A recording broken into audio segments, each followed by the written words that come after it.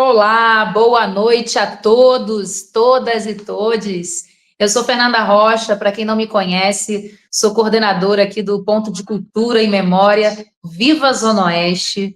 Estamos chegando aqui nessa primeira roda de conversa que está rolando do nosso projeto Viva Zona Oeste, Território é Memória. Para quem está chegando aqui pela primeira vez, o nosso canal é um canal do YouTube que tem conteúdos bem variados. A gente tem conteúdo do Viva Zona Oeste, de políticas públicas de cultura, de produção, gestão cultural.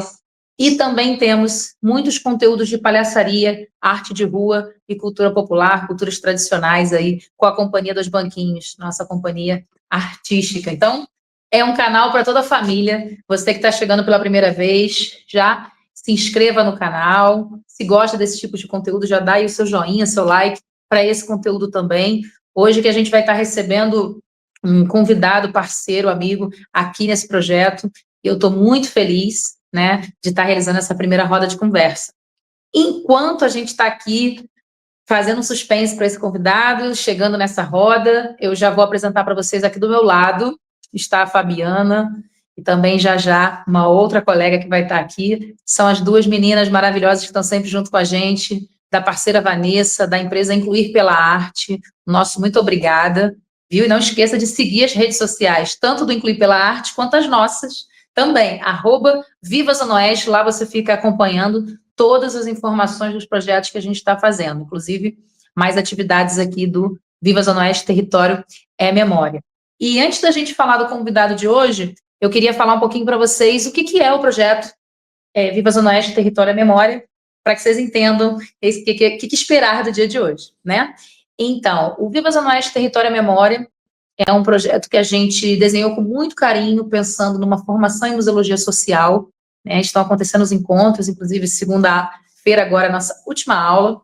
E além da nossa formação presencial, a gente também conta com duas rodas de conversa aqui pelo YouTube. Hoje a gente vai receber um convidado ilustre, semana que vem, também no dia 2 de outubro, já coloca aí na sua agenda, tá bom? E esse projeto, além dessas atividades online e presenciais formativas, a gente também vai ter a abertura de uma exposição fotográfica de 19 anos da organização Viva Zona Oeste, que amanhã a gente abre essa exposição aqui na sede. Quem quiser mais informações de agendamento para grupos, escolas, companhias de teatro, terreiros, igrejas, o link está na nossa descrição do Instagram, tá bom? Então, agende, faça a sua visita, abertura de exposição, sexta, sábado e domingo, amanhã, sábado e domingo, 26, 27 e 28, sempre às 16 horas, com mediação. Esperamos vocês aí para contar um pouco dessa história de 19 anos. E eu quero saber, será que o nosso convidado já está por aqui? Está fazendo suspense, hein? Está fazendo suspense. Bom, eu acho que ele ainda não chegou. Ele está aí fazendo uma rápida transição de um lugar para o outro, que é uma questão, um desafio muito grande, representa muitas organizações. Mas enquanto ele não chega, eu vou aproveitar e vou introduzir o tema que ele vai conversar com a gente. Então, ainda sem dizer tanto sobre ele, mas eu já queria dizer para vocês que ele é um representante hoje do Fórum Estadual dos Pontos de Cultura. Hoje ele está aqui representando esse trabalho do Fórum Estadual dos Pontos de Cultura. Né? Para quem não sabe, o Viva Zona Oeste é ponto de cultura desde 2009, e ele também tem um coletivo que é ponto de cultura e ponto de memória. E aí vocês vão me perguntar, Fernanda, mas por que um representante do Fórum Estadual para estar aqui no projeto de memória? Bom, excelente pergunta. Oi, Bio, boa noite, seja bem-vindo. Excelente pergunta. O que isso tem a ver? Né? A importância da gente fazer uma roda de conversa sobre representantes de rede é de que maneira a gente pode incluir o pensamento da museologia social dentro de um contexto de rede. Então, hoje a gente tem esse convidado falando da rede estadual dos pontos de cultura e na semana que vem uma convidada falando da rede estadual de museologia social. Como estar em rede pode ampliar o nosso pensamento de museologia social? Né? Então, a gente está estudando esse conceito de museologia social nessa formação e ampliando esse pensamento. Né? Aliás, quem sabe o que é museologia social? Né? A começar por essa pergunta. Porque muito se fala sobre museus convencionais, museus tradicionais, mas pouco se fala sobre museus sociais, museus comunitários, né, museus sociais, e museus que se relacionam diretamente com o trabalho, o desafio de uma comunidade, e que leva esse desafio para dentro do seu fazer museológico. Então, eu acho que isso é um pensamento muito importante, é de que forma os desafios da sua comunidade são levados como estruturas, como acervos para o pensamento do seu museu. Isso é muito do que a gente está estudando desde 2023, o Viva Zona Oeste, também nesse reconhecimento de museologia, e estar em rede, para nós, é uma força, é uma motriz pulsante da gente se pertencer mais sobre os nossos territórios. Então, nós, Viva Zona Oeste, entramos na rede de museologia social por conta desse convidado que a gente está ansioso esperando aqui, mas, além disso, esse estar em rede nos potencializou esse entendimento e esse reconhecimento de sermos ponto de memória e assim fazermos esse trabalho, né? E nós fomos reconhecidos como ponto de memória pelo trabalho que a gente desenvolve sobre diagnósticos da Zona Oeste, sobre dados que a gente levanta de pesquisas da Zona Oeste. Opa, acho que o nosso convidado já está aqui nos bastidores esperando a gente, maravilha, e já já vou falar dele. Ele falou que está aqui nos bastidores já, então vamos segurar aí a ansiedade, estou falando dele. E aproveitando que eu estou falando sobre por que o Viva Zona Oeste foi reconhecido como ponto de memória, como esse trabalho de dados e levantamento de dados da Zona Oeste, é um processo que demorou muito para a gente perceber e ter consciência que a gente trabalhava com museologia social. E muito o que esse convidado falou, e muitos outros amigos falaram, e pesquisadores da área de museologia, é que é muito comum os trabalhadores da cultura, os espaços de memória, como terreiros, igrejas, entenderem-se como esses pontos de memória, né? Então, esses núcleos de memória, núcleos vivos de memória. Então, isso não foi diferente com o Viva Zona Oeste, e é por isso que eu quero chamar aqui o nosso convidado de hoje, sem mais delongas. Ele que, além de ser um mestre de capoeira, ele também é contador, entre muitas outras profissões. Ele disse que está aqui nos bastidores e quero que chegue para a roda o mestre Paulão. Acho que a gente está com alguma questão técnica aqui que ele não está conseguindo acessar, mas espera aí que vamos ver se podemos. Acho que ele conseguiu. É assim mesmo, gente. Seja bem-vindo para a roda. Quem sabe faz ao vivo, gosto assim. Ó, tá todo bonitão.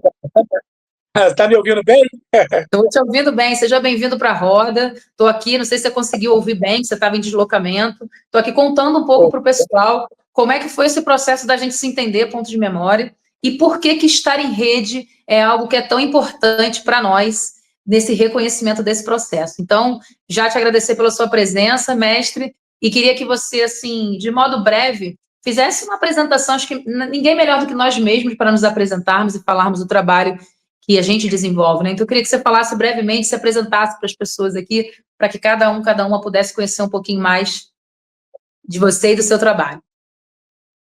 Bom, boa noite para todas e todos. Eu sou o mestre Paulão Kipongo, estou usando uma capulana colorida, com as imagens de umas mulheres pretas, né? Com turbantes, com seus instrumentos de trabalho, né?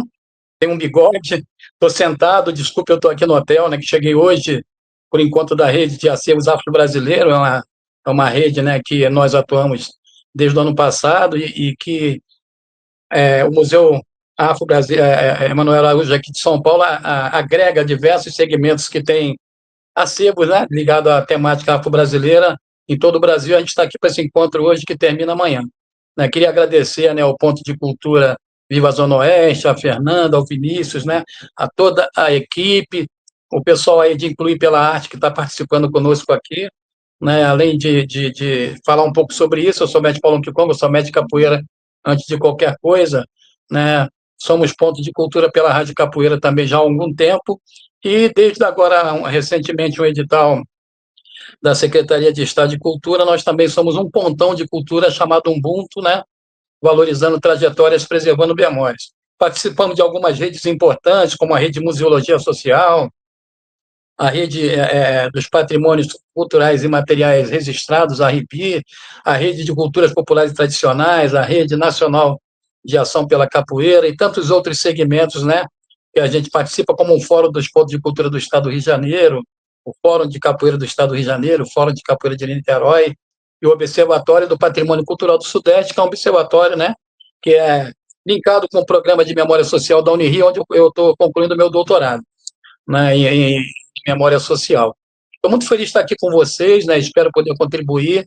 Todo esse trabalho que a gente desenvolve, ele vem através do nosso ponto de memória Quilombarte, né, que é fundado lá em abril de 1989, né, inclusive com o CNPJ ativo até hoje, né, uma associação de capoeira que se desdobra em diversos trabalhos. Na maior biblioteca comunitária da Baixada Fluminense, com mais de 12 mil títulos afro-referenciados indígenas, no IE Museu Vivo de Arte e Cultura da Capoeira, no Cineclube Sandro Lopes, né, nesse pontão de cultura, na Rádio Capoeira, na Universidade da Capoeira, né, no Pod Gingá, que é um podcast que a gente traz uma temática, né, de direitos humanos, desde de 2018 atuando nesse processo. O Beirim Blog, que é um blog considerado um dos maiores blogs pelo Prêmio Top Blog, né, uns tempos atrás também, como um dos 100 melhores blogs de cultura. Então, são várias ações que a gente desenvolve, tendo como arcabouço o mundo da capoeira. A capoeira, como disse o mestre Pastinha, é tudo que a boca come, né? Então, dentro dessa perspectiva, a gente está envolvido com a memória social, também somos ponto de leitura, né? Reconhecido pelo governo federal, pelo Ministério da Cultura, ponto de memória reconhecido pelo IBRAM, e ponto de cultura reconhecido pela Secretaria de Estado de Cultura, pela Secretaria de Cidadania e Diversidade Cultural do Ministério da Cultura. É isso, né? Já falei um pouquinho, não quero falar mais, eu quero aqui trocar, na verdade, né? Não quero ficar só falando. Desculpe essa minha cara um pouquinho cansada, mas a gente está numa correria.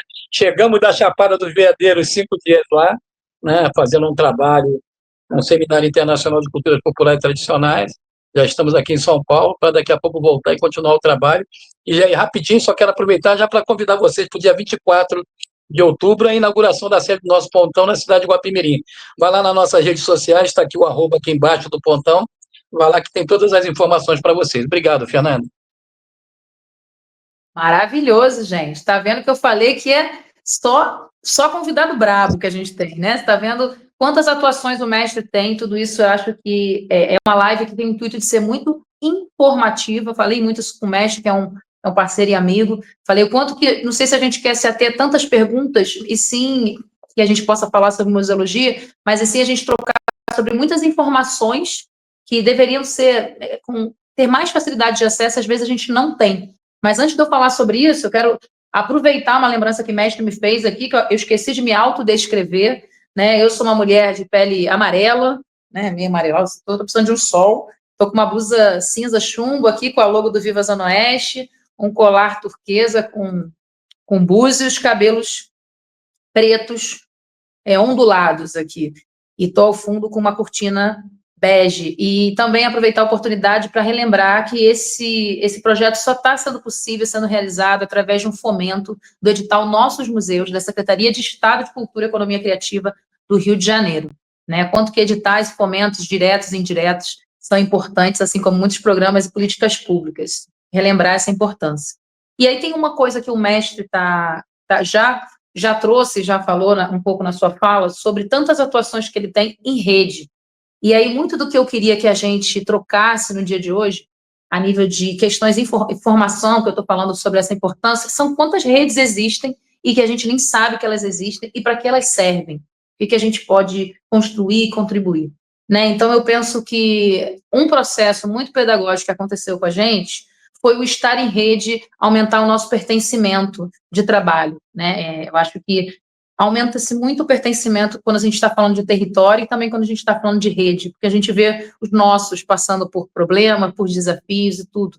E tem uma frente que a gente tem no estado do Rio de Janeiro, que o mestre se apresentou e falou um pouco sobre ela, que no estado do Rio de Janeiro a gente tem muitos pontos de cultura, assim como o Quilombarte, né, o ponto de cultura do mestre, assim como o Viva Zona Oeste, e a gente também tem pontões. Eu queria que o mestre aproveitasse essa oportunidade e falasse um pouco sobre, nós nesse momento estamos com 2 pontões no estado do Rio de Janeiro, e ele aproveitasse esse momento para falar muito sobre o pontão de mestres e mestres de tradições populares, que é o pontão que ele está aí em desenvolvimento. Acho que isso é uma informação que, infelizmente, eu percebo que aqui na Zona Oeste a gente conversa muito com as pessoas, muitos deles falam que nunca ouviram falar, não sabe o que é pontão, então às vezes parece que é na nossa bolha, que é Ponto de Cultura, todo mundo vai entender.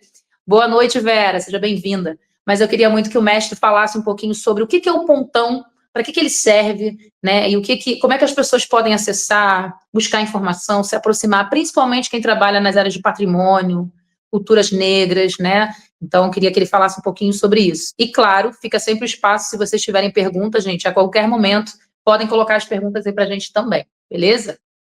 À vontade, mestre. Maravilha, eu acho que essa pergunta é importante, né? Nós temos uma política cultura viva desde 2014, pelo menos, é uma política, a legislação, né? A política já fez 20 anos, essa política cultura viva.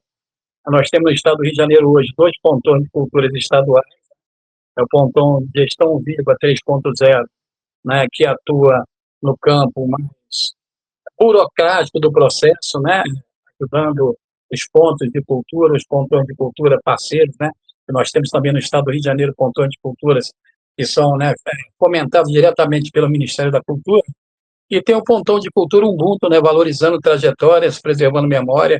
É uma ideia que foi pensada por várias mãos, a minha, da mestra Celina, da Associação de Capoeira Angonal, discípula do mestre Sabiá, né, com o professor Luiz Cláudio e tantos outros companheiros e companheiras que ajudaram, né, a construir esse processo. Esse edital da Secretaria de Estado de Cultura e Economia Criativa do Rio de Janeiro, um edital chamado Raízes e Saberes, né, e Gestão Viva 3.0, é um edital que contemplou 2 pontos de cultura em nosso estado, e o nosso, em particular, é um pontão de cultura voltado para atender às demandas de mestres e mestres das diversas culturas, né? Às vezes o pessoal pensa, o mestre Paulo Kiponga é mestre de capoeira, então o pontão dele tem que atuar só com a capoeira, né? Não, o escopo do edital que foi previsto, esse ponto de cultura, a gente atua tanto como mestre da capoeira, como mestre do jongo, como mestre da folia de reis, né? Do maracatu, com pescadores artesanais, caiçaras, povos originários, né? Quilombolas, comunidade de terreiro, né? Agora, nós já fizemos 4 encontros que nós já tivemos, por exemplo, uma indígena Puri agora recentemente, 11, 12, agora, final de semana, o segundo final de semana de setembro, e lá em Resende, uma indígena Puri, né? Tivemos quilombola, tivemos médico de capoeira, tivemos terreiro. Em Macaé tivemos o fado de Quissamã, né, que é um fado negro. Então a gente está fazendo um trabalho de identificar nos 92 municípios do estado do Rio de Janeiro onde estão, em cada território desse nosso estado, onde estão esses mestres e essas mestras, né? É importante dizer que o nosso pontão de cultura Ubuntu, valorizando trajetória, preservando memórias, além da rede social que está escrita aqui abaixo do meu nome, né?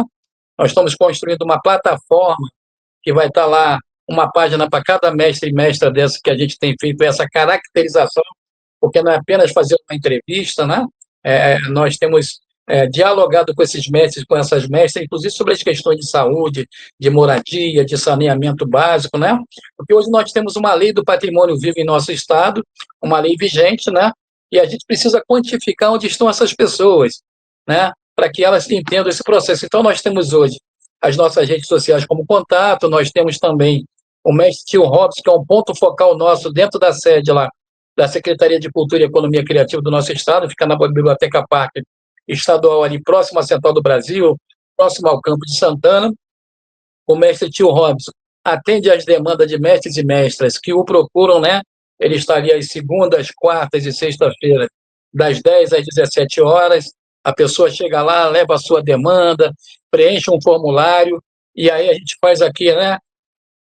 A filtragem para saber qual é a demanda. Se a demanda for relacionada ao ponto gestão 3.0, a gente encaminha essa demanda para esse pontão lá, né, administrado pelo David Alessandrisca. Então, se a demanda é para o nosso pontão, a gente vai aqui resolvendo, né, dentro das nossas possibilidades. E se a gente também não sabe resolver, a gente vai buscar a informação de quem sabe trazer a informação que a gente necessita. Muita coisa que tem acontecido hoje, né, são mestres e mestras querendo, por exemplo, se tornar ponto de cultura, né? São mestres e mestras querendo saber como participar do edital, como elaborar um projeto, como prestar conta, né? Então a gente vai fazendo esse diálogo né, com os nossos mestres, com as nossas mestres dessas diversas culturas, a partir de encontros que não necessariamente são encontros. A gente pode, por exemplo, né, brevemente a gente vai subir numa comunidade aqui na cidade do Rio de Janeiro, aí na cidade do Rio de Janeiro, para entrevistar aquelas mulheres antigas dessa comunidade que trabalham com ervas medicinais, que também são escopo do nosso trabalho, né, que ela utiliza o alimento, né, como forma de combate às doenças e etc. E não necessariamente se precisa fazer um evento cultural para isso. O importante é que a gente possa fazer essa caracterização e a gente possa dizer para o Estado do Rio de Janeiro, olha só, aqui nessa comunidade tem uma mestra que precisa ser preservado o seu saber, né? Recentemente também nós encontramos uma catadora de caranguejo que ela, né, que ela está na sua quinta geração da família, e quando ela chega para nós e diz, a gente não podia catar caranguejo, né? Os homens não deixavam, quer dizer, ela hoje lidera essa comunidade, né? Conhecemos uma pescadora também, né?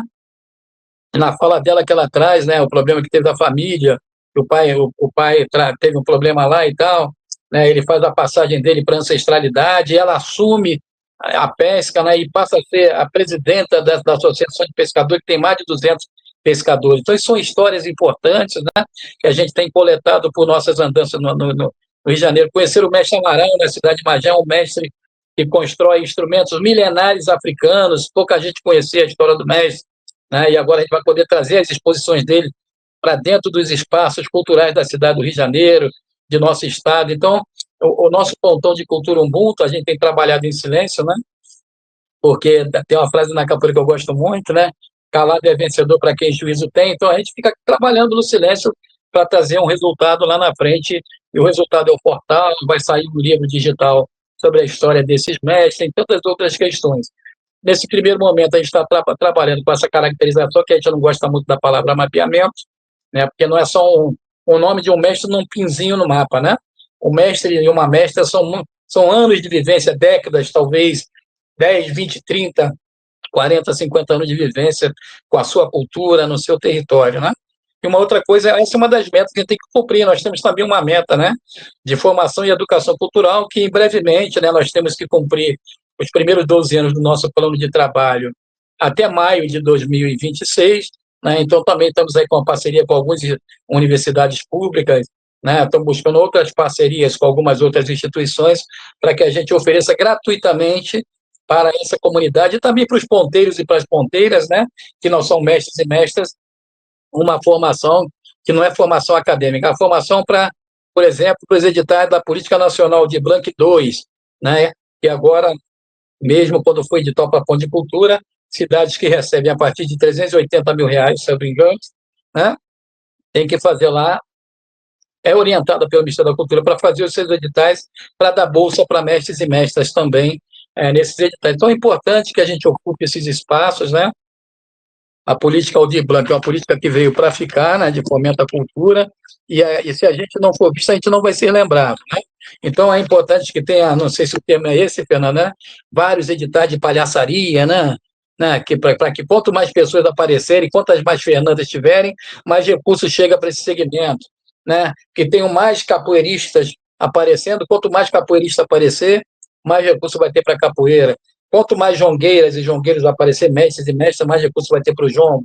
Quanto mais tiver de quilombola, mais recursos vai ter para quilombola. A comunidade indígena, a mesma coisa. Então, a gente precisa fortalecer essa pauta, né? A Secretaria de Estado de Cultura tem feito uma política nesse sentido, em parceria com o Ministério da Cultura do presidente Lula. Maravilhoso, mestre. Muito importante, muitas coisas na sua fala. Eu acho que eu quero reforçar aqui o convite, né? Acho que o mestre falou uma coisa crucial, que são os atendimentos do Pontão de Cultura lá na SESTEC, que são segundas, quartas e sextas. Atendimento presencial, onde ele tem uma pessoa do Pontão que fica disponível, é o mestre Robson, não é isso?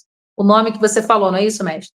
E eu acho que, o quanto que isso é importante, né? Se eu me recordo aqui, meus 12 anos atrás, que eu comecei a escrever projetos culturais, que eu comecei a pensar sobre formalização, se eu tivesse um direcionamento, uma pessoa que eu pudesse, pô, vou ali perguntar, vou ali trocar e tudo, como que seria muito mais simples? Então, eu fico muito feliz com o Pontão poder ter tido essa oportunidade de fazer um foco tão específico para mestres e mestres. Então, eu acho que essa informação ela é crucial. Segunda, quartas e sextas, atendimentos presenciais na SESEC.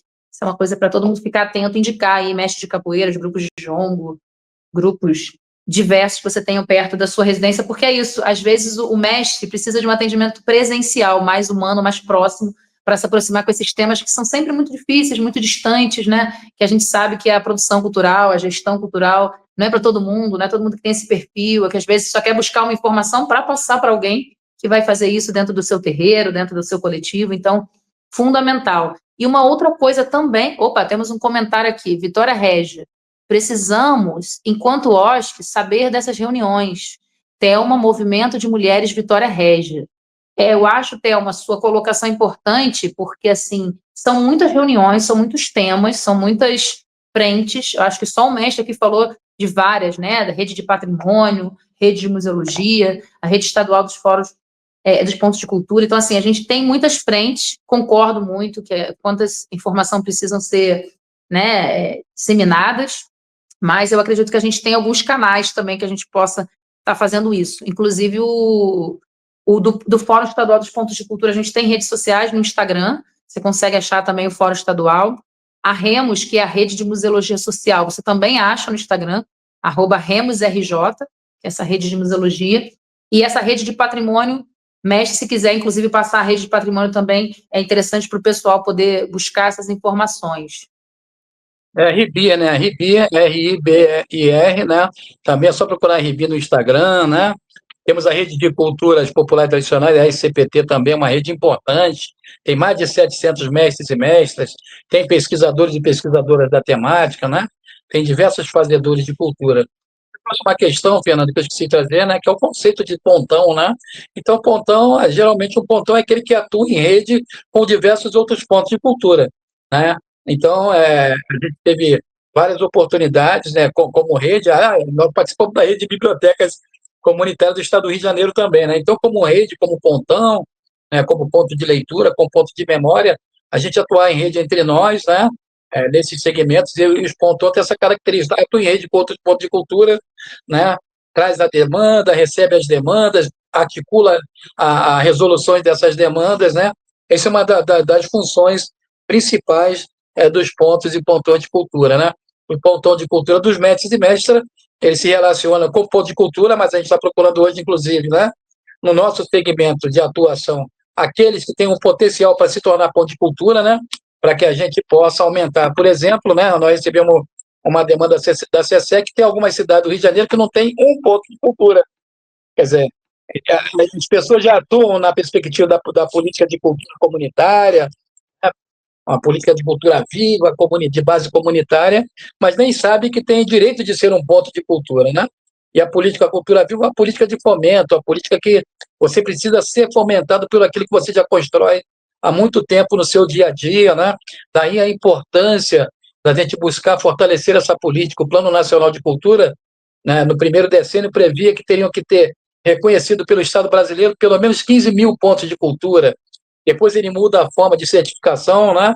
Você pode ali se autodeclarar como ponto de cultura, passa por uma banca que tem lá 60 avaliadores, mas pelo menos para cada ponto de cultura são 2 pessoas avaliando, né?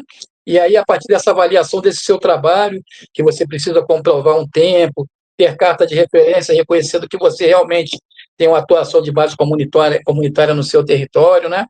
Não são as pessoas que se tornam pontos de cultura, são os coletivos culturais com a carta de anuência, coletivos culturais sem CNPJ, com uma carta de anuência, né, de pelo menos 5 membros do seu trabalho, do seu território, ou coletivos com CNPJ, né? Então, é importante frisar bastante isso. Mestre Paulão que Conga pode... Não, eu não sou um ponto de cultura, né? A instituição que eu participo é um ponto de cultura. As pessoas não são ponto de cultura, como um microempreendedor individual não pode ser ponto de cultura, né? Então, a gente tem que ter uma instituição de caráter cultural, né, que preveja isso, tanto no seu estatuto, mas também no seu cadastro de atividade econômica na Receita Federal, que comprove essa atuação cultural, né? Há uma defesa de que todo terreiro é um espaço de cultura, né?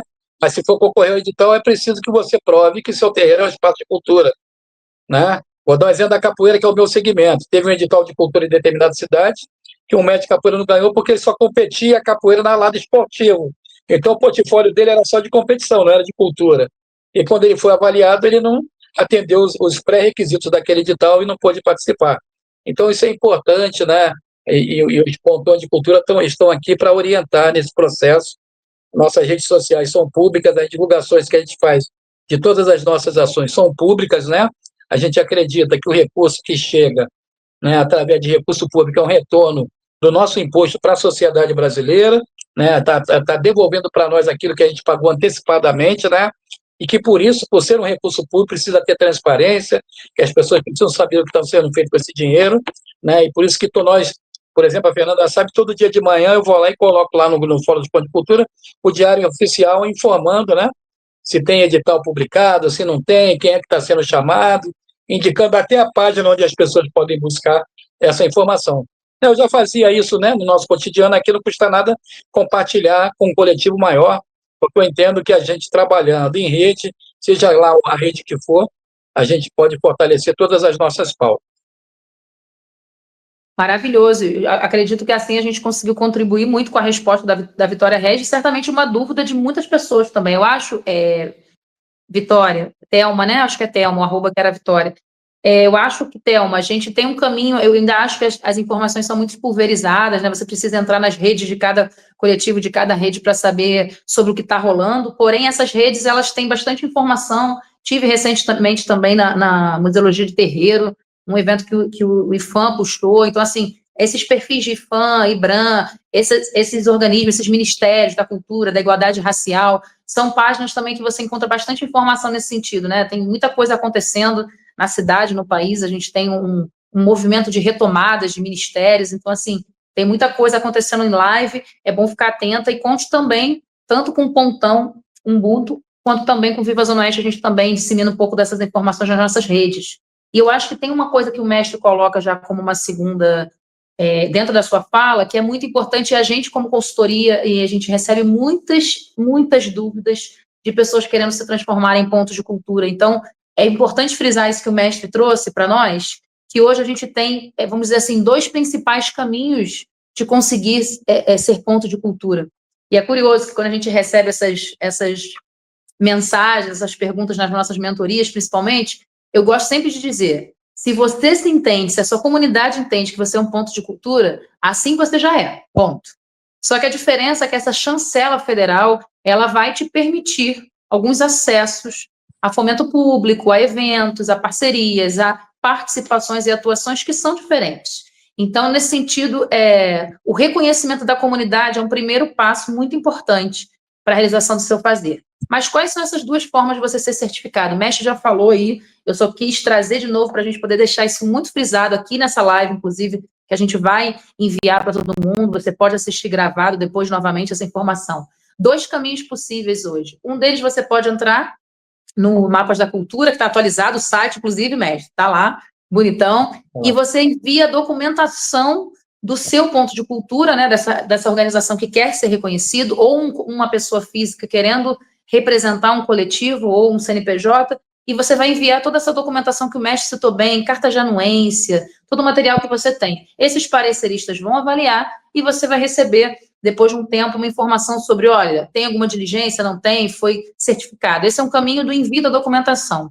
E tem também a possibilidade de você participar através de editais, tanto o seu município quanto o seu estado abrem editais certificadores, né? Que editais são esses? Você pode receber um recurso quando você for contemplado, quando você for selecionado, mas uma vez que você tem uma pontuação mínima, você também consegue ser chancelado. Você recebe a certificação, mas não necessariamente a premiação. Esse é um outro caminho que você consegue ser certificado como ponto de cultura. Ah, tá bom, mas eu sou ponto de cultura. E agora? Essa é outra pergunta que a gente recebe sempre. O que eu faço com isso? Né? E a gente, enquanto ponto de cultura mais antigo aqui, né, nesse sentido de pertencimento e tudo, e também uma missão muito parecida com o mestre Paulão no Lombardi, de formação, né, essa coisa do diário oficial mestre sempre fez e continua fazendo esse formativo, é informativo e formativo também. Como é que a gente faz para ensinar, para potencializar, para trocar sobre a expertise do que é ser ponto de cultura? Então, a gente tem uma grande responsabilidade para esses novos ponteiros e ponteiras que chegam sem saber o processo identitário do que é ser ponto de cultura. Então, eu estou aqui olhando nos seus olhos, nos olhos de todo mundo que sempre me pergunta isso. Tá, eu sou ponto de cultura, o que eu faço com isso? Primeiro, entender que você faz parte, eu sempre gosto de dizer, dos maiores programas e política pública que esse país tem de cultura, porque é um programa, é uma política pública que entende o fazer comunitário com a sua beleza, com a sua diversidade, com seus desafios. Então, ela é uma política pública voltada para o fazer cultural comunitário, de base comunitária. Isso é importante. O fortalecimento dessa identidade não é só um edital qualquer. Então, a partir do momento que você assim se entende, procure fazer parte dessas redes estaduais, municipais, dos pontões, estar e agir em rede de fato, né? Porque muito se fala sobre rede, mas de que forma a gente está potencializando o trabalho um do outro, contratando mão de obra local, fazendo esse pensamento de geração de renda do seu território, né? Então, eu acho que tem muitos desafios que cada um vivencia no seu território, mas que a gente tem desafios comuns. Então, eu acho que isso está muito na fala do mestre, quando ele entende que entende e tem isso como premissa de vida. É um contador, mestre de capoeira, que auxilia os ponteiros nesse sentido também, nesse entendimento burocrático, entende? Pô, às vezes eu não quero lidar com isso, mas olha, você com esse entendimento burocrático, mestre e tal, você vai conseguir chegar aqui com o seu trabalho, com o seu fazer. Então, esse caminho de formalização não necessariamente é para todos, ou você quer, ou seu coletivo quer, mas é importante a gente ter essa clareza de eu escolhendo isso me abre isso aqui. Só para eu poder saber se eu quero ou não, eu preciso ter a consciência da informação. Então, agradeço ao mestre por todas essas informações. Queria muito gravar um conteúdo, né, sobre essa questão da certificação, que é sempre uma pergunta constante, e desse processo identitário. Acho que a gente está vivendo um boom de muitos pontos de cultura novos, recém-certificados.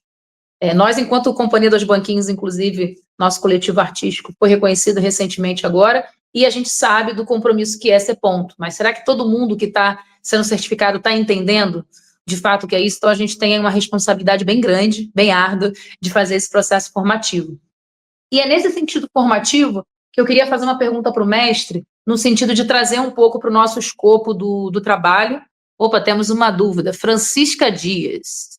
Mestre, cheguei agora, não ouvi você. Congada, Moçambique de Osório, Rio Grande do Sul.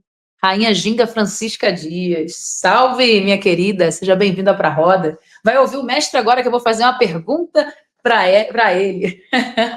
E a minha pergunta para o mestre, que eu queria muito saber, assim, como é que o senhor pensa, hoje o nosso entendimento enquanto museologia social, ele é completamente diferente do que a gente via há uns 3 anos atrás. E eu queria muito entender do senhor, o senhor que é um dos responsáveis pelo Viva Zona Oeste, tá hoje na rede de museologia e se entendendo como tal, como é que o senhor vê o desenvolvimento da museologia social, né, esse trabalho do pensar memória e tudo, no viés da capoeira, assim, como é que a capoeira está nesse desenvolvimento de acervo, né, porque eu tenho ouvido muito falar sobre entendimento de ser humano, a pessoa sendo o acervo da oralidade e tudo mais. Como é que está o desenvolvimento da capoeira nesse viés da museologia social? E como o senhor acredita que esse estar em rede contribui para o trabalho desses mestres e mestres da capoeira? Queria muito ter uma troca sobre isso. Interessante essa pergunta, obrigado por fazer, né? Eu acho que eu penso a rede de museologia social. O Nego Bispo diz que nós somos o começo, o meio e o começo, né? Então nós somos o tempo todo uma circularidade. E a museologia social pensa, eu enxergo a museologia social numa perspectiva de que a museologia social é aquilo que nós vivemos, aquilo que nós fazemos e vamos continuar fazendo, né? Não é aquele museu estático onde tem uma peça que vai lembrar da escravidão, que vai lembrar da ditadura, que vai lembrar do Holocausto. Não é apenas isso. É para relembrar tantas histórias e tantas memórias apagadas, por exemplo, né? E também de preservar isso. Na questão da capoeira, em particular, né? Eu que sou um capoeirista por mais de 4 décadas, né? Então, e passei por vários processos do mundo da capoeira, né? Eu começo a capoeira pensando a capoeira enquanto esporte, né? Depois eu pelo campo da cultura, e aí eu queria abrir um parênteses, né? Eu, como capoeirista, fiquei 2 anos sem andar de cama, sem poder me levantar, até para ir ao banheiro, né? Precisando de auxílio. E aí eu fico pensando como que seria eu se eu pensasse a capoeira apenas a partir da prática corporal, né? Então, muitas das coisas que eu falei que eu faço hoje aqui, as ideias partiram desse processo que eu tive de estar 2 anos ali numa cama, né, refletindo sobre essa circularidade que eu precisei fazer. Então, eu entendo que essa capoeira, né, esse mundo da capoeira é um mundo muito rico, né, mas que a gente precisa se fortalecer mais. Talvez hoje a nossa instituição, e eu em particular, seja um dos maiores detentores de acervo da capoeira do Brasil e do mundo, né? Então, só de LP de capoeira, eu posso te garantir que a gente falta um pouquinho de nada, né? Menos de 5 dezenas para ter todos os LP de capoeira do mundo, né? Então, assim, mas eu vejo que há muita perda de história e de memória porque as pessoas não valorizam isso, né? As nossas histórias e as nossas memórias estão numa camisa de evento, elas estão numa fotografia, elas estão num panfletinho que a gente fazia de papel, no convitezinho que a gente mandava antigamente pelo correio, entregava em mãos, e tudo isso está se perdendo, né? Eu vejo que há muita divulgação de roda, de tudo, mas todo esse exercício está se perdendo. Quando eu falo, fico fazendo a brincadeira com os amigos daqui a pouco, olha aqui esse convite aqui que você me mandou, tem 40 e tantos anos, você lembra disso aqui?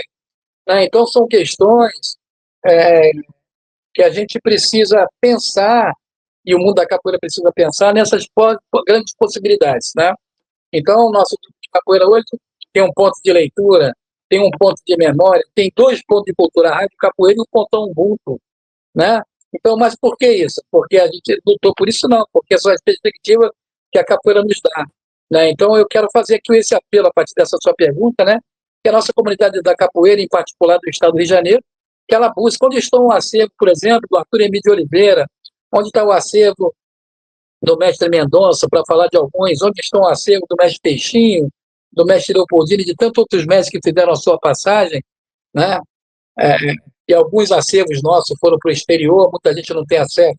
Então, acho que é importante a gente pensar nessa perspectiva de a capoeira realmente é tudo que a boca come, né? Ela pode ser um arcabouço de diversas possibilidades, né? Com a música da capoeira eu posso trabalhar o letramento, com a juventude. Com a música da capoeira eu posso trabalhar a história, posso trabalhar a geografia. Que navio é esse que chegou agora? É o navio negreiro, né, com os escravizados de Angola. Eu posso trazer uma discussão sobre isso a partir da prática da capoeira. Com a capoeira eu posso trabalhar na roda formas geométricas, mas eu posso trabalhar a minha ancestralidade, né? Eu posso trabalhar o meu corpo, que é uma matéria, eu posso trabalhar a localidade, eu posso trabalhar a musicalidade, eu posso trabalhar a circularidade, o axé, a ludicidade, o axé que é a energia vital. Então, a capoeira tem várias perspectivas, né? Que podem ser abarcadas pela museologia social, que podem ser abarcadas pela literatura, pela história, pela religião, para aqueles que quiserem, né? Mas agora, uma perspectiva afrocentrada, porque a capoeira ela tem um pezinho na África, né? Alguns defendem que tem um pé nos povos originários, né? Mas os estudos que a gente faz, a gente sabe que não é bem assim. Então, mas a gente pode ter um nome, tem algumas questões que são debatidas, né? Que são importantes, mas eu acho que a capoeira possibilita várias questões. Aqui no Rio de Janeiro, hoje, nós temos o IE, Museu Vivo de Arte e Cultura da Capoeira, que nós criamos, e também tem o Museu Vivo da Capoeira e Duque de Caxias, né? Então, que museus são esses? Se museus são para capoeira ou é para o mestre Paulão Kikongo? Não, o museu tem que ser um museu, na perspectiva da museologia social, que atenda a nossa comunidade. Então, hoje nós disponibilizamos o nosso acervo para pesquisa, disponibilizamos o nosso acervo para estudos, abrimos a nossa casa para que as pessoas possam estar naquele espaço, entender o que é aquele espaço, né? Uma das salas da nossa biblioteca são só livros de capoeira, né? E não são 5 estantes com muitos livros. Alguns vão dizer que são livros bons, outros vão dizer que são livros raros, que são livros que não prestam, mas são livros de capoeira, né? Então a gente precisa até, inclusive, entender as diversas possibilidades que a capoeira nos dá, não só no jogo, mas na escrita, na fala, né? Porque isso possibilita muitas coisas. E a gente está vendo o advento de muitos pontos de cultura da capoeira, né?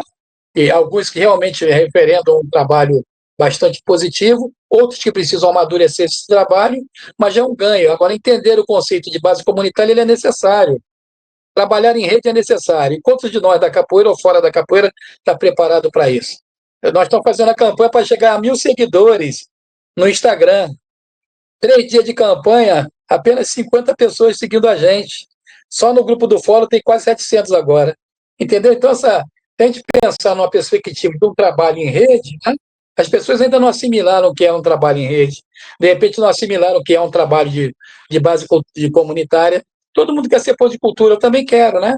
Mas tem a troca, né? E essa troca, todo jogo, aí é o jogo da capoeira. É um jogo de perguntas e respostas, é dentro, fora, em cima e embaixo. Então, a gente precisa fazer essa troca e a rede faz essa troca, nós fazemos essa troca, e é por isso que a gente está aqui com o Viva a Zona Oeste nesse momento. Maravilhoso, maravilhoso. Vou pedir o mestre um pouquinho perto do final da live para falar de novo dessa rede da capoeira, para a gente aumentar esses seguidores, já, já. E eu queria aproveitar isso tudo que o mestre está falando sobre a questão da capoeira e desses momentos que envolvem memória, e tudo da museologia que ele está falando, porque recentemente, já tem um tempo, na verdade, eu vi uma entrevista do Carlinhos Brown falando que ele estava gravando um álbum, ele estava observando que as batidas, que algumas batidas estavam sumindo do samba por questões de intolerância religiosa. Porque dentro do samba, das rodas de samba, tem alguns toques que são toques de orixás. Né? Independente do viés religioso, como o mestre está falando também da capoeira, a gente está falando sobre um viés cultural. Mas por conta de intolerância religiosa, de preconceitos, alguns desses toques estão sendo apagados dentro do samba. E quando você falou sobre isso na capoeira, me remeteu muito a essa história do Carlinhos Brown, no sentido dele estar fazendo um projeto que é musical, né, que é um projeto de música. Qual é o trabalho que ele na entrevista estava falando? Ele estava fazendo um trabalho de criar um acervo desses toques, desses orixás, para que eles não se percam.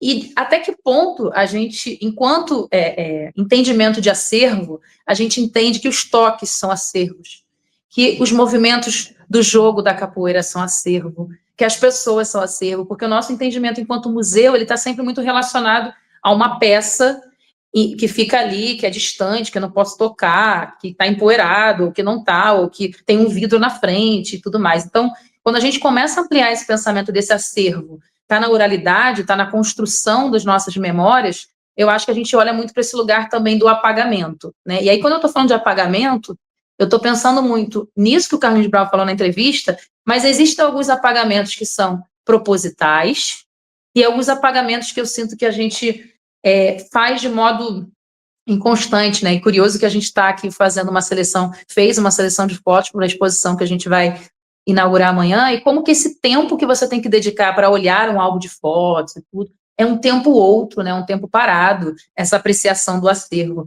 E aí eu me recordo sobre o tempo que a gente ficava com nossas tias, nossos primos, olhando fotos, né? Essa memória, essa construção da memória. Então, eu penso que esse apagamento, enquanto espaço de convivência com as nossas famílias e tudo, às vezes é pelo corre mesmo da vida, não temos tempo, e aí a gente, né, não arruma tempo, não é que não temos, não arrumamos tempo, não priorizamos, tem esse lugar meio que inconsciente, mas muitas vezes tem um apagamento que ele é do preconceito, da intolerância. Eu acho que passa um pouco nesse lugar do apagamento que o Carlinhos Brown estava falando na entrevista, que eu acho que a capoeira também passa um pouco nesse lugar, no sentido de ser sempre uma coisa associada com uma questão religiosa, de matrizes africanas, e a gente está vivendo, sabe que está vivendo um momento político também delicado em relação a esse apagamento. E aí eu queria muito saber, mestre, se o senhor acha que tem alguma questão, alguma história relacionada a essa questão do apagamento que prejudica ou que atrapalha o processo de vocês organizarem melhor esse acervo da capoeira. Queria que você fechasse falando sobre isso, dessa história de apagamento. Gente, o papo termina rapidamente, né? Tantas coisas. 7h54 já, mas queria que o mestre falasse sobre esse apagamento, se é que ele percebe isso, se isso que eu falei faz algum sentido, que eu fiz logo essa associação com o universo dos toques do samba aqui, nesse sentido de memória. Então, isso faz sentido, mestre? Eu acho que faz sentido. No mundo da capoeira, por exemplo, né, tem um segmento aí religioso, que é rotular a capoeira, que em vez de cantar zum, zum, zum, capoeira mata um, canta zum, zum, zum, capoeira de Jesus. Aí no movimento do Axé Music, em vez de cantar uma coisa, canta Yeshua. Então, isso são todas formas de apagamento. Nós estávamos lá agora, na Chapada dos Veadeiros, participando do Seminário Internacional de Cultura Tradicionais e populares promovido pela SCDC e a diretoria lá do Tião Soares, né, que trata desse segmento de cultura tradicional e populares, dentro dos 25 anos, né, daquele encontro de cultura popular da Chapada dos Veadeiros, né, e aí tinha uma mesa que discutia que os corpos que são patrimônio vivo são memória, né. Aí o Rosilton, um mestre, né, lá de Salbar, né, que tem a marujada, mas também, né, que dialoga com o samba de roda, ele traz lá o Pierre Norá, que vem falar dessa questão de memória, né? Então, ele traz a academia, né? Mas há em vários espaços a tentativa de apagamento. Quando negam para a gente cantar determinadas coisas na roda de capoeira, ou cantar determinadas coisas no samba, eu quero contar uma história pessoal. Eu fui batizado na igreja evangélica. Isso eu já te contei isso, né?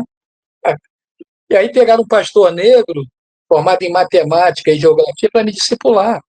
Um pastor negro. Aí a primeira coisa que ele fala para mim, olha, você vai ter que largar a capoeira, parar de cantar Y e X, não.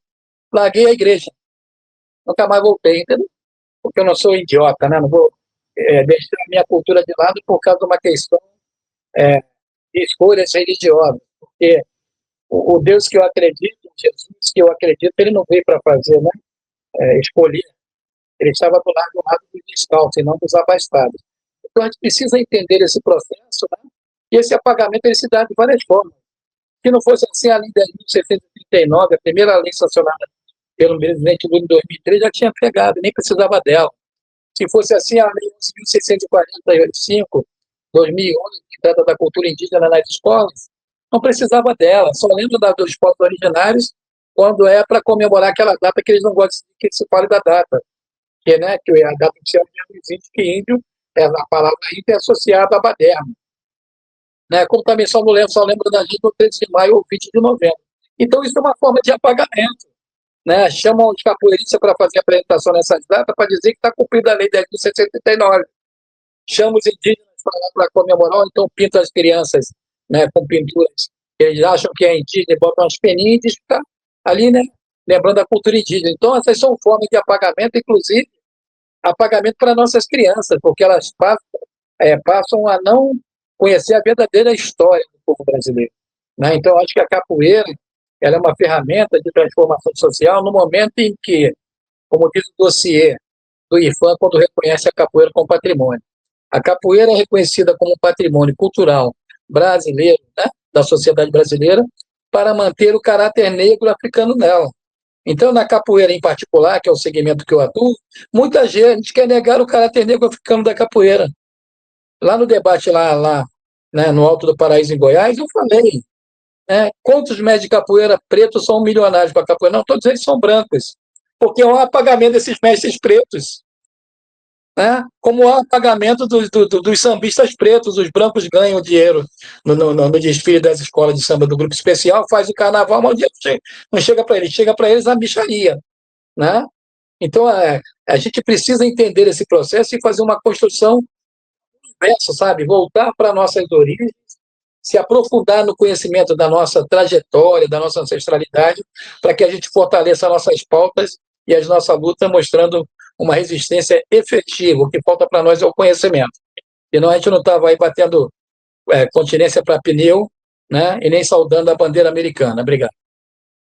Sem dúvida nenhuma, mestre. Excelente contribuição. A Vitória Regia até falou, ele podia fazer uma atividade de capoeira lá no nosso ponto. Ela falou que é da Zona Oeste. Coloca aqui para a gente o nome da sua organização de novo, Vitória. Maravilha. Já queremos conhecer, já fica o convite para a Vitória, para o mestre Paulão, para o pessoal do Inclui pela Arte, para todo mundo que está assistindo a gente, que vai assistir depois. Inclusive, amanhã tem abertura de exposição aqui no Viva Zona Oeste também. Rolando sexta, sábado, domingo. Nossa sede fica em Curicica, tá? E coloca aí depois mestre. Olha aí, temos uma pergunta. Mestre, o que você acha? Bom, então eu vou fazer o seguinte, por conta do horário, mas assim, vai responder você, a Francisca Dias. Eu vou passar essa pergunta para o mestre e depois já pedir para ele se despedir da gente. Porém, antes disso, eu só queria falar, desde então, repetir, na verdade, que essa live, essa roda de conversa, esse projeto só é possível com recursos de um edital da Secretaria de Estado de Cultura e Economia Criativa, o edital Nossos Museus.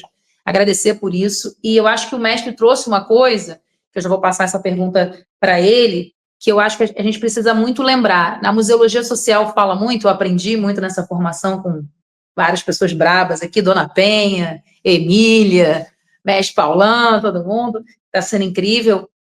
Uma coisa que foi falado, Mário Chagas falou muito disso, falou sobre o quanto o museu comunitário, o museu social, não é museu social e não é museu comunitário se ele não dialoga com os problemas sociais do seu território. E aí, quando eles falaram isso, eu falei, olha, a capoeira já faz isso há muito tempo. O jongo já faz isso há muito tempo. Porque quando eu canto um ponto de fuga, né, em vários códigos e tudo mais, eu já estou dialogando com os problemas que eu estou vivenciando. Então, de que modo a museologia tem muito a ensinar para as tradições populares brasileiras, mas de que modo as tradições já ensinam a museologia social sempre. Então, para mim, eu queria trazer muito esse paralelo. Agradecer demais a presença de todos vocês aqui e do mestre Paulão. E eu quero muito, Viva Zona Oeste, quer que deixar a palavra final com o mestre Paulão, que eu quero que responda aqui a nossa querida Francisca Dias sobre esse, que é uma pergunta maravilhosa nesse pensamento da capoeira dentro do espaço esportivo, né? Mas já agradecer vocês, e se vocês assistirem novamente essa live, está por aqui, né? Quem quiser reassistir, e agradecer demais o Incluir pela Arte também pela presença. Mestre, é com você. Fala um pouquinho sobre essa percepção das academias e depois dá o seu até logo para o pessoal. Obrigada, gente. Bom, Francisco, eu quero agradecer essa pergunta, acho que ela é bastante pertinente, né? Primeiro tem que entender que as duas primeiras academias, mas das duas primeiras academias, né, quando a capoeira passa a ser menos criminalizada, né, é o Centro de Capoeira Angola, Esportivo Capoeira Angola do Mestre Pastinha, né, e também a Academia do Mestre Bimba, ela levava o nome esportivo, né, são dois capoeiristas da Bahia, levava esse nome esportivo na capoeira, né, eu acho que a capoeira ter essa esportivização não é um problema, o problema é esportivizar a capoeira, né, no momento que tem também uma profissão regulamentada do educador físico, que já tentou, né, pegar várias vezes a prática da capoeira como uma prática deles, né, uma prática ancestral que não existia nem a educação física como a gente vê hoje, né, então, assim, isso não é um problema, tá lá no próprio dossiê do IFAM dizendo que a capoeira também é esporte, é cultura, é filosofia de vida, né, o problema é você desassociar os saberes ancestrais dessa capoeira da prática esportiva. A capoeira não é só tocar um berimbau, participar de uma competição esportiva, ou fazer uma calistenia 1, 2, 3, 4, 5, 6, 7, 8, e achar que está resolvido o problema. Não é isso, a capoeira para além disso. A capoeira, ela traz história, ela traz memória, ela traz pertencimento racial, ela traz luta por reparação. Eu não sei se o esporte poderia abarcar todo esse arcabouço. Agora, a capoeira como cultura, ela abarca, inclusive, o arcabouço esportivo, né? Eu não sei se essa pergunta eu respondi como você gostaria, né? Mas eu queria mandar uma mensagem, já que eu sou aqui a última fala, né? É assim, ó. Adeus, já vou, sou capoeira e tenho muito valor. Meu mestre me dê licença, pois a hora está chegando, com a sua permissão. A roda está terminando, adeus, já vou. Adeus, já vou. Sou capoeira e tenho muito valor. Vai o dia, vem a noite, eu chego a me arrepiar. Com a permissão de Deus e da Fernanda, a roda vai terminar. Obrigado pelo convite. Axé, coisa linda. Boa noite a todos e todas. Muito obrigada. O Thiago Santos, Vinícius Veloso, Cíntia Travassos, William Ribeiro, Roberta Moneró, todas as muitas mãos e mãos, os voluntários do Viva Zona Oeste, que fazem essa roda girar, que a gente nunca está só, né, mestre? Muito obrigada, Verdade. gente. Uma ótima noite. Quero essa canção, Viva já quero esse a áudio aí, vou cobrar, hein? Eu quero. Tá, essa música que eu fiz já tem um tempinho. Opa, eu quero. Muito É obrigado, isso. mestre. Uma ótima noite, gente. Um Gratidão. abraço. Boa noite. Sigamos aí na Para luta. nós. Ficaria conversando mais uma hora, sem problemas. Bom demais.